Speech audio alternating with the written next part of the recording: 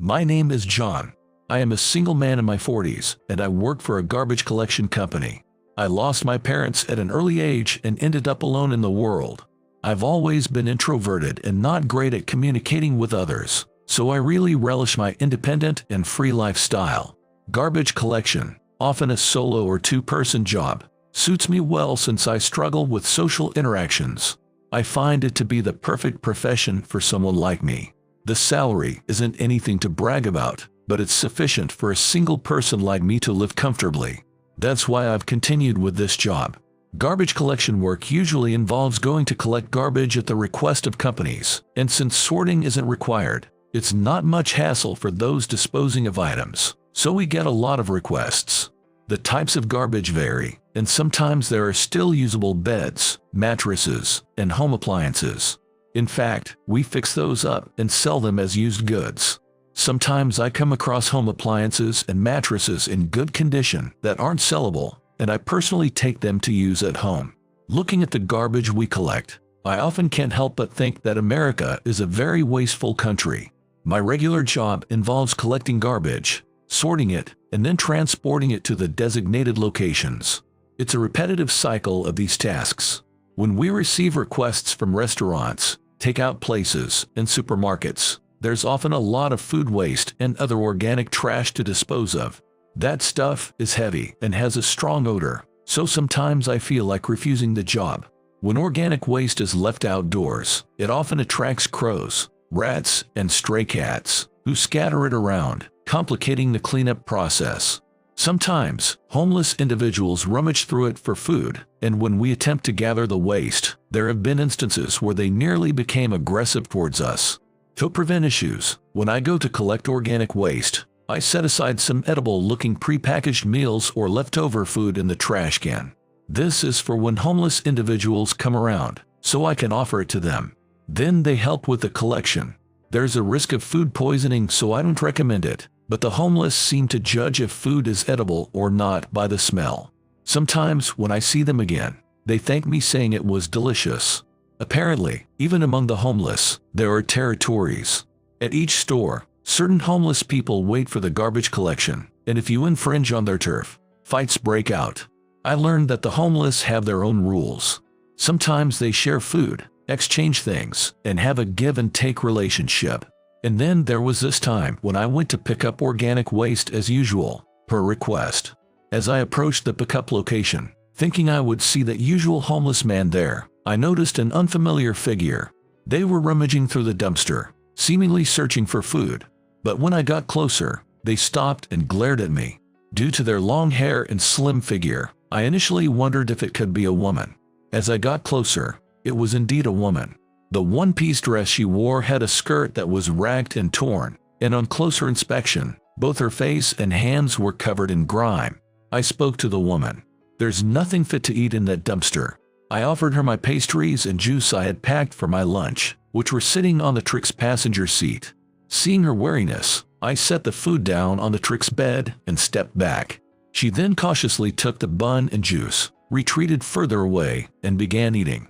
Meanwhile, I went back to collecting the garbage. Perhaps feeling calmer with a full stomach, the woman came closer to me and said, "Thank you for the food. I haven't eaten in several days." Whenever I approached people on the street for help, they were repulsed and pushed me away. "You've really helped me a lot." After expressing her gratitude, she tried to walk away. I noticed she was barefoot, so I couldn't help but call out to her.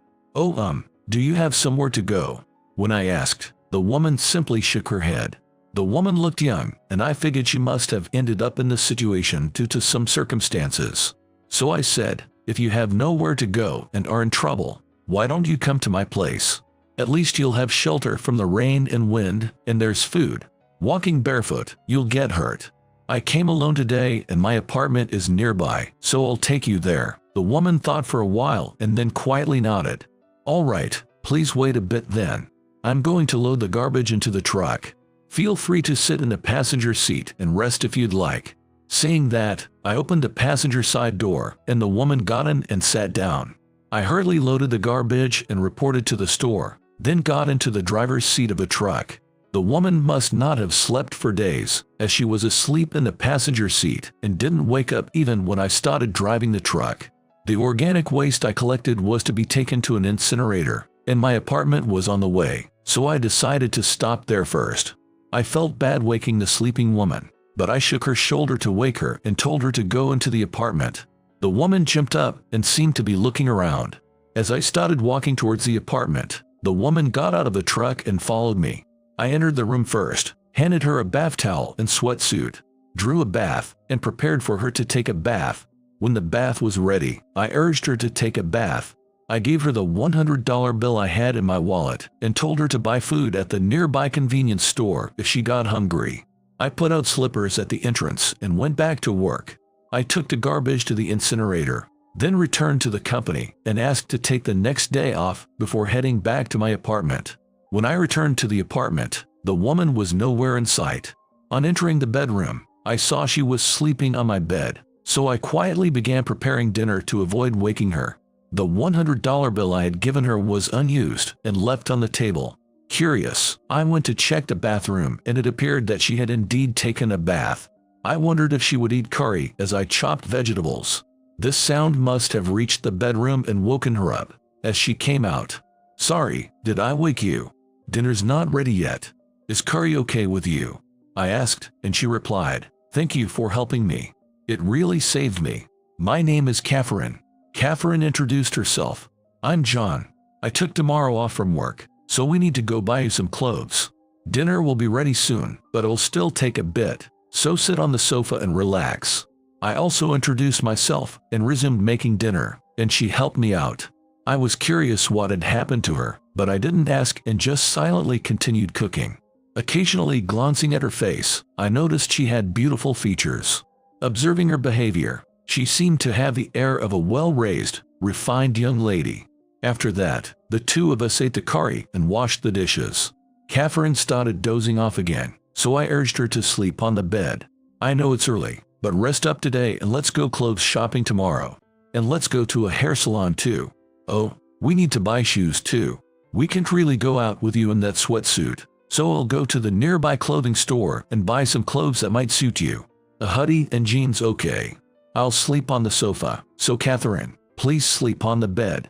Catherine nodded and seemed to have gone into the bedroom and gotten into bed. I also got out of the bath and decided to rest on the sofa. As I lay down on the sofa, my eyes fell upon a photo of my parents, suddenly reminding me of them.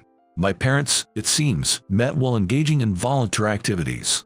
They are always the kind to proactively lend a hand to those in need. When you see someone in trouble, be the first to reach out and help them. But don't expect anything in return. Helping others is just the natural thing to do. That was my mom's pet phrase. They get scammed a few times because of it, but still, if there was someone in need, they did whatever they could to help. Having always witnessed that as the norm, perhaps it's why I was able to instinctively help her this time. Thinking that, I fell asleep. When I woke up the next morning, Catherine was already up and had made breakfast. As we were eating breakfast together, I couldn't really ask about her personal circumstances. We silently finished the meal and decided to go buy clothes for her to wear out. When I asked Catherine her clothing size, I went out to buy a hoodie, jeans, and shoes, leaving the apartment. In the meantime, it seemed she did laundry and cleaned for me. There's a shopping mall about a 20-minute drive from the apartment. If you go there, you can get everything you need, and there's a hair salon too. I thought we could go there to shop, get her hair done, and have lunch. But depending on how much longer she'll be staying with me, the amount of underwear and clothes to buy would change. Thinking that, I decided to withdraw a larger sum from the ATM. I thought if I asked her how long she planned to stay, it might sound like I'm urging her to leave. So I figured it was best not to ask as I headed back. I arrived at the apartment, gave her the clothes to change into, and we headed to the mall. I still couldn't bring myself to say anything to her, and we both stayed silent for the 20-minute drive until we arrived at the mall. Once inside, she went into a store to look at clothes. I waited a bit before entering the store, and she was about to go into the fitting room to try on the clothes she had picked out. When she saw me, she waved me over, so I went to her side. "I'm going to try these on, so pick which one you think is better," she said as she entered the fitting room. I waited for a while and the fitting room curtain opened, revealing her standing there in a dress. Indeed, she exuded such elegance that it reinforced my belief that she was indeed a well-raised young lady. As I stared at her, she said, "Take a look at the other one too." She closed the curtain, and after a while, opened it again. "Which do you think is better?" When she asked, I replied, "They both suit you, so why don't you buy both, really?" "Thank you. I was thinking I wanted both," she happily responded. After buying the clothes, as we were wandering around, we came near the underwear section, but I couldn't bring myself to approach it, so I handed her my wallet and had her pay. "Thanks for the wallet. You're letting me spend so much money, aren't you?" "I'm sorry," she said apologetically. "It's okay. My parents always used to say that when you see someone in trouble, you should help them." "Next, let's buy shoes to go with your dress," I said, and we went to a shoe store where she bought shoes that matched her dress. By then it was lunchtime, so we decided to have lunch. Since it was lunchtime, every restaurant was bustling with customers. Opting for the safe choice, I went for a pasta place, signed our names on the waiting list, and decided to wait outside on a chair. "I'll wait here for our turn, so why don't you go look around somewhere?" I said to her. "Well then, since I have the chance, I think I'll go change into the dress I just bought. The store where I bought these clothes is nearby, so I'll go change there and come back." Saying that, she walked towards the store. After about 10 minutes, I was getting a bit antsy thinking it should almost be our turn, when she came running back. I made it in time. "How do I look? Does it suit me?" She put her hands on her hips and struck a model-like pose. "Yay, you look incredibly beautiful," I said with a straight face. She slapped my back, saying in an embarrassed way, "Don't say something so obvious so loudly," and the customers lined up behind us laughed. After waiting a while longer, our name was called. We went inside, placed our orders. After taking a sip of water from her glass, she leaned forward, as if to come closer, and in a quiet voice, she asked, "Can I ask you something?" "Go ahead," I replied. "You mentioned your parents earlier, but are the people in the photo in your room your parents?" "Yes, that's right. But they've both passed away now." "Oh, I see. I guess I asked about something I shouldn't have." Catherine looked crestfallen, so I said, "It's okay. When she was alive, my mother always said to be the first to help when you see someone in trouble. When I first met you, it reminded me of that. I don't know if I'm really helping, though," and laughed. "What are you saying? Not only are you letting me stay in your apartment, you bought me all these things too. And you don't even ask about how I ended up in that situation. I can really feel your consideration. I'm sorry for taking advantage of your kindness. I don't want to overstay my welcome and inconvenience you, so I leave tomorrow." Catherine spoke with a tinge of sadness. "I don't mind if you stay longer, you know. Please don't worry about it," I replied. I was about to continue talking, but our food arrived. "Let's go to the hair salon after we finish eating," I said. "It's expensive and takes a long time for women to get their hair done. I'm fine with just getting it trimmed a bit." "Got it. I was wondering what I'd do if you refused to go." "What about makeup?" When I asked, she waved the fork in her right hand and said, "I'm not really into wearing makeup, so I usually go out without it." "Hey, do you not watch much TV?" Catherine suddenly asked me. "You're right. I don't really watch it. You know how I work as a garbage collector. Well, that TV is something I picked up through work. I watched it when I first brought it home, but it doesn't have a remote and it's a hassle to turn it on and change channels, so I stopped watching." I answered with a laugh. "I see, so that's why." Catherine muttered. I didn't understand what she meant by that, but I didn't dare ask. The meal ended, and while she was at the hair salon, I headed to the buck stop to kill some time. As I was casually walking through the magazine section, I noticed a cover with an up-and-coming actress on it. I thought her face looked familiar, but young girls' faces all looked the same to me, so I figured that must be why and passed by without a second thought. I had been told to come back to the hair salon in an hour, so I wandered around keeping an eye on the time, and the hour was up before I knew it. When I went to the hair salon to pay, she had transformed into a breathtaking beauty. We just tidied it up a bit, but she looks incredibly beautiful, doesn't she? I recommended adding color and styling it, but you're right. I was stunned too. I almost walked right past her without realizing. "You don't want to add color or anything?" "I'll wait," so why don't you get it colored? I encouraged her, wanting to see just how beautiful she could become, but she said, they've already done more than enough for me. Let's go to the next place. She urged me to pay, so I paid and asked what she wanted to do next. I made you spend so much money, so let's go home. Going to crowded places is tiring. I want to do something to thank you, John, but the only thing I can think of is making dinner. Is that okay? If so, I'd like to buy ingredients for dinner. So we went to the supermarket to buy groceries. Other customers kept glancing our way. It must be because a plain, middle-aged man like me was with such a classy young lady. I thought that as I continued shopping. But among the customers, there were even some trying to take photos, pointing their cameras at us. I looked over at her, but she didn't seem to mind and was looking at things she wanted to buy. Could she be a celebrity or an actress after all? I wonder if it's okay for her to be seen with someone like me. I suddenly felt uneasy. After that, she continued shopping normally, and we decided to return to the apartment. On the drive back, I couldn't help but ask, Catherine, are you famous? People were taking photos and stuff. Won't it be troublesome for you with photos of us together? Get out. What's that about? Have you been watching too many tabloid shows? I'm just an ordinary person. I do get told a lot that I look like some actress though. I'm used to it, but it's a real nuisance for me. I see, that's good then.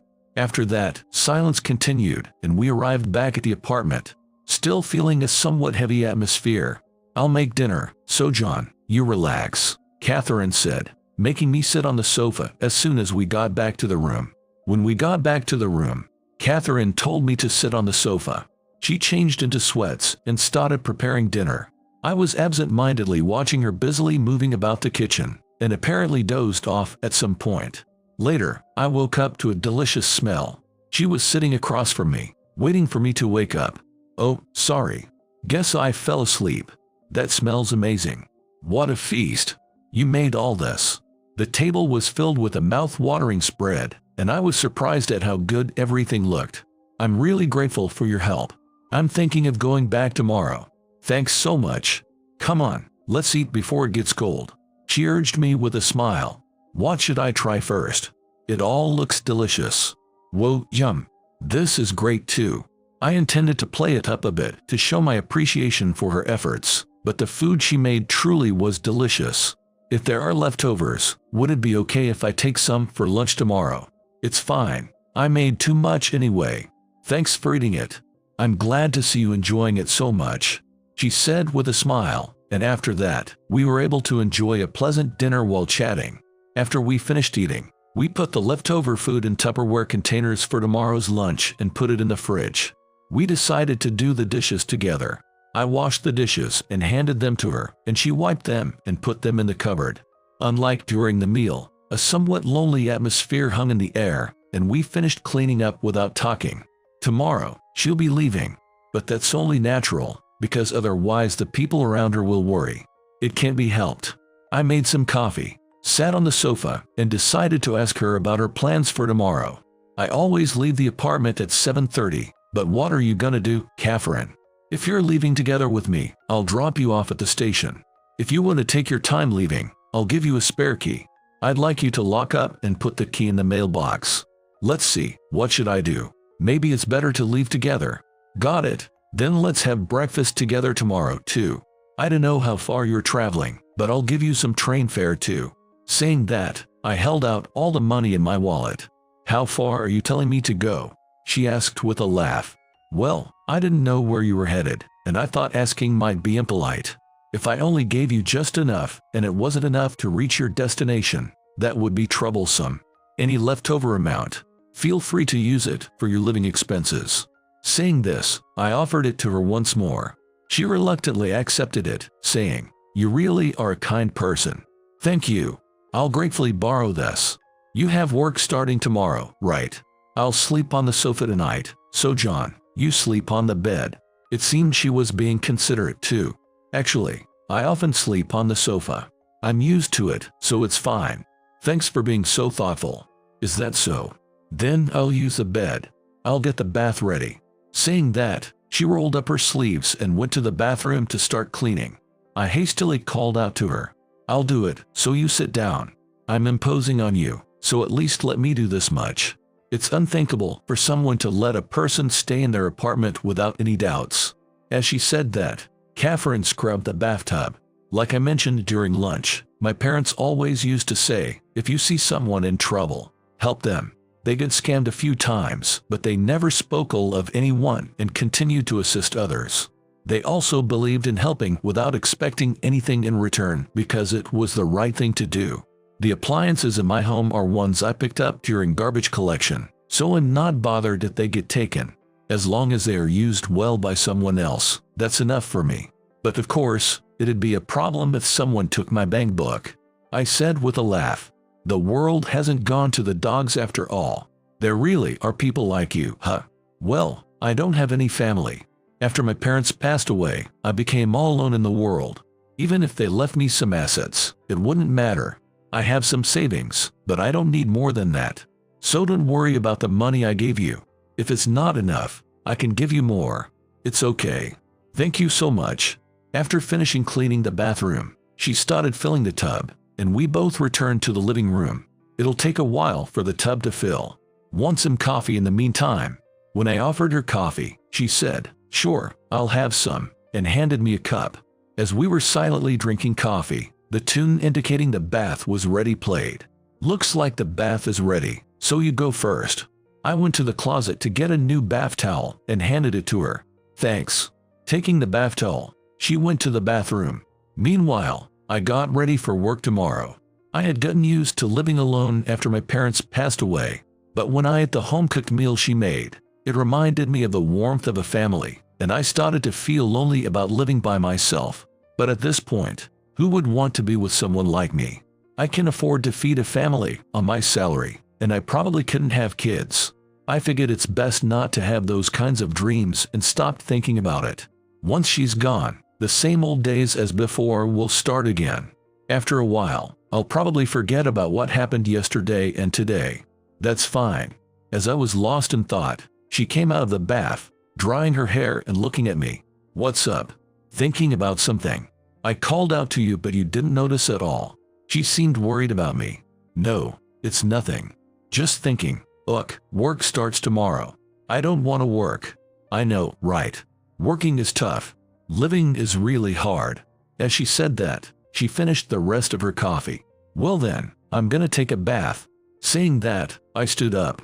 "Can I use the washing machine? I'll wash our stuff together, so put what you need washed in the machine." "Nah, I'll wash my own stuff, so it's fine. Feel free to use the washing machine." I was too embarrassed to have her wash my underwear and such, as I'd never had a woman other than my mother do my laundry. It's not that I'd never dated a woman, but since I'd been living alone for a long time, I did my own housework and cooking. So I never had a girlfriend do those things for me. I wondered if she was used to it. Feeling a bit of mixed emotions, I soaked in the tub. From tomorrow, I'll go back to my usual life. I should stop thinking about it. Thinking that again, I got out of the bath and returned to the living room. She seemed to be crying. "What's wrong?" I asked, feeling uneasy and going to her side. "It's nothing. I just got a little sad about leaving here. Even though our first meeting was like that, you let me stay here without asking anything. I thought I want to stay here like this, and the tears just started coming out. That's what she told me. You know, I thought I was used to living alone, but being with you made me realize how lonely it is to live by myself. That's what I was thinking so hard about earlier. And it's only been 2 days. I see. If you feel the same way, I'm glad. When you asked me want to come over, I didn't feel scared at all.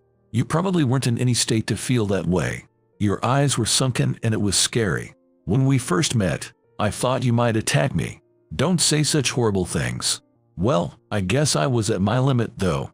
I didn't want to delve any further into that topic, so I said, "Well then, shall we get some rest soon? I'll sleep here then." I lay down on the sofa, and she turned off the lights in the room and went into the bedroom. I pulled the blanket over my head and fell asleep for the night. In the morning, I woke up to find her in the kitchen again, preparing breakfast. "Good morning," she said with a smile as she brought over breakfast when I sat up and folded the blanket. "You were sleeping so well. I packed your lunch, so take it with you. Now, let's eat breakfast." She was trying to act cheerful, but it was a higher tension than ever before. "Thanks for the food," I said, putting my hands together. She also put her hands together and said it. Laughing together, we had our last breakfast. Then, as it was almost time for me to leave for work, I went to change into my work clothes. Seeing that, she also went into the bedroom to change clothes. After changing, I waited for her to come out of the bedroom with the lunch she made. After waiting a while, she came out with red eyes and said, "Sorry for the wait. Will you make it to work on time? I can walk to the station. I'll make it." "Are you okay, Catherine? You can still stay longer, you know." But she mumbled sadly, "I have to go back now." "I see. Well then, shall we go?" We left the apartment, locked up, and walked to the car in silence. "How should I address you?" Before I knew it, we arrived at the station without me figuring out what to say to her. I stopped the car in the rotary, but she didn't try to get out. I stayed silent, waiting for her to get out on her own timing. Then she said, "I better get out soon, or you'll be late for work," and got out of the car, walking towards the ticket gate. As I watched her walking away, she turned around, gave a grateful nod, and began waving. In response, I drove past, waving back at her as I went. I looked at her in the rearview mirror, and she was still waving.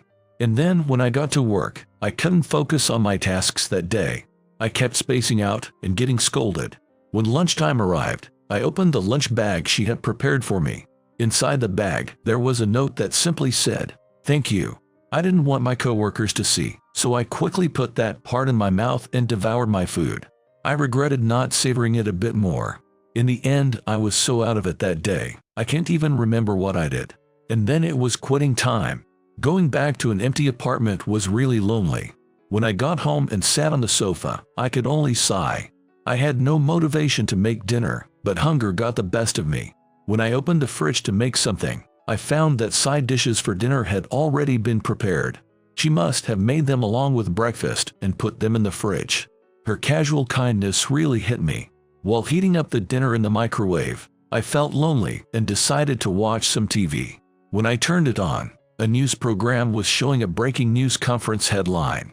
I thought I wasn't interested and tried to change the channel, but every station was airing the breaking news conference. I figured it must be generating a lot of public interest, so I watched the program. A woman who seemed to be an actress went up on stage and sat in a seat with many microphones. As I watched, thinking she was stunningly beautiful, she said, "I, Catherine, am retiring from the entertainment industry as of today." With those words, a flurry of shutter sounds rang out and the screen turned white from the camera flashes. I plopped down right there, and the most I could say in a voiceless whisper was, "Huh." After that, she was bombarded with questions from reporters, and she answered them politely. "What made you decide to retire?" "You haven't answered that yet." "I fell in love with a man. I don't know how he feels about me, but I wanted to go to him. That's why." When she answered that confidently, there was a stir in the room. Where is this man from? Is he also in the entertainment industry? Or is he one of those trendy tech company CEOs? I thought, yeah, that's right. It'd have to be someone of that status to be a good match for her.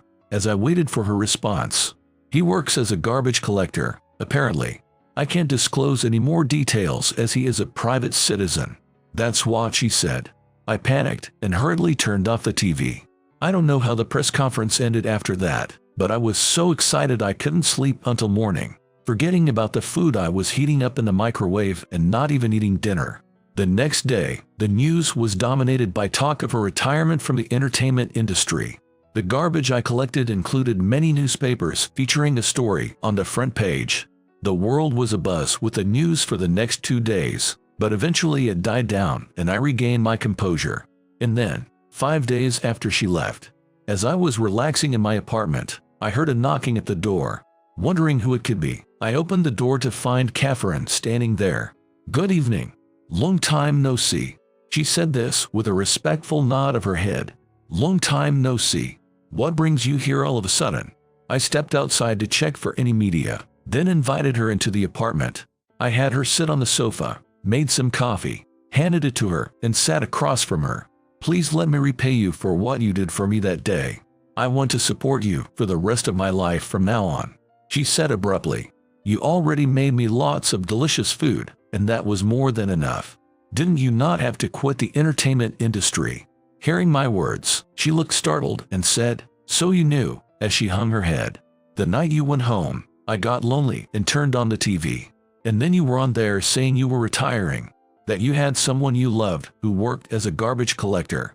I didn't know what to do, so I just turned the TV off. I don't have the financial means to support a family. My looks are good, and I'm quite a bit older than you. I think there are people out there more suitable for you. Please reconsider." As I tried to persuade her, she said, "The purpose of the press conference was to get my agency to give up on me, and also to handle the media. What I said at the press conference was true.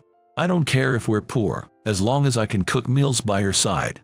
You always eat the food I make with such gusto. I'll eat while watching you do that. That's my happiness. If it's too much trouble, I'll move nearby, so please at least eat meals together with me." That's what she told me. It'd be a waste. They said you could become America's top actress, didn't they? I don't care about any of that. I chose to be with you, John. Faced with Catherine's serious gaze, I was rendered speechless.